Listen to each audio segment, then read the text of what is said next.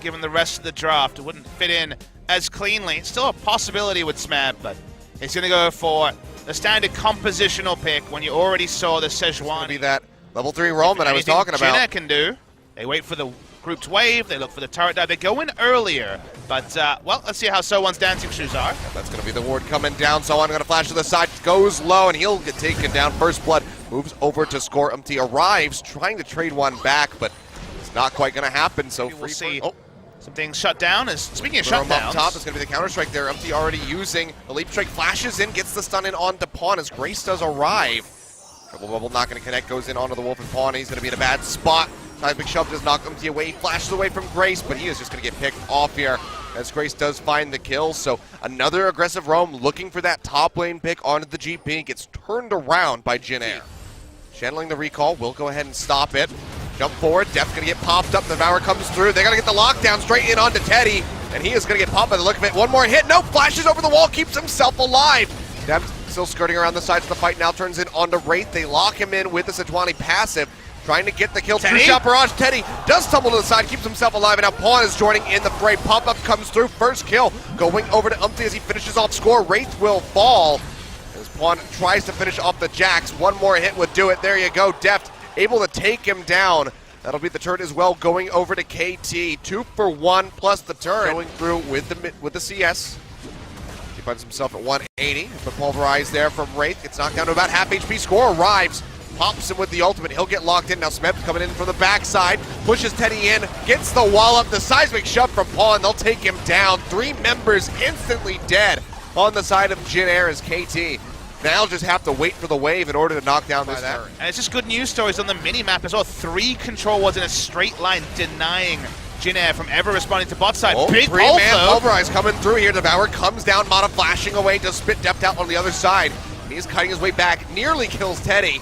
And forces out the heal, but there we go. Paddle Star from Grace finds his mark, takes out Deft. They'll follow up with the counter strike on Mata. The bot lane of KT does get eliminated.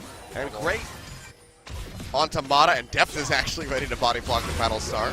Bold of him there with the Ezreal as we'll see the fight break out. A Pistol Voyage there from Mata.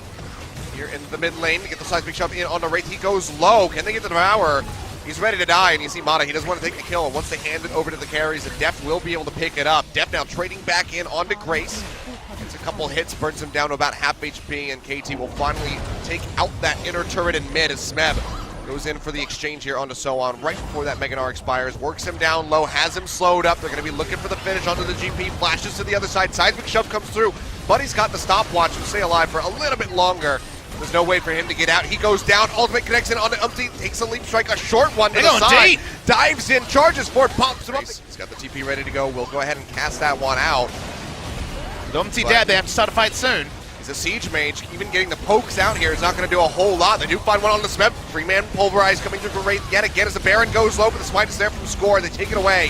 Smeb going to jump over the wall. Deft following suit. Will get themselves out alive. And it seems like score might be left for dead. He will go down. 2 members picked up as Mata and score fall. But still 3 Baron buffs there for KT. They take the buff. Seeing Def go aggressive onto the Zoe. No one-shots on this Ezreal. And Freak feels vindicated as Def goes into the melee range. Wraith now getting chunked out. Will get seismic shoved back in. Looks like he is just going to get melted as Smeb finds the kill. Score taking the turret here for the moment as he gets knocked down below half. Very well may end this game deathless, but has had a very lackluster performance compared to his former one. Weaver's Wall coming through, cutting off a couple members here. Teddy contained on the other side as Smeb threatens in the sidelines. The lockdown comes in, and that's going to be Grace getting popped this time around. Cannot escape as a double kill comes through for Smeb. Pushes everybody into the wall up. Takes him down, feeds a double kill straight over on the Deft, and Umpty can do nothing but watch. He'll get finished off right at the end. Triple kill to Deft to finish things off. The kills exploding for the final ace, and KT will just go ahead and clear out the final map there. 2-0 over to them. And we always know with KT Rolster in this iteration, when the early game goes their way is when they're most comfortable. Doesn't mean they always win, but this was one of those games where they iced it early. It felt like they were always 1 step ahead, even 2 steps ahead of Jin Air, and the Zoe was left stranded. That's what can happen against Zoe. Her snowball is disgusting, but when she's behind,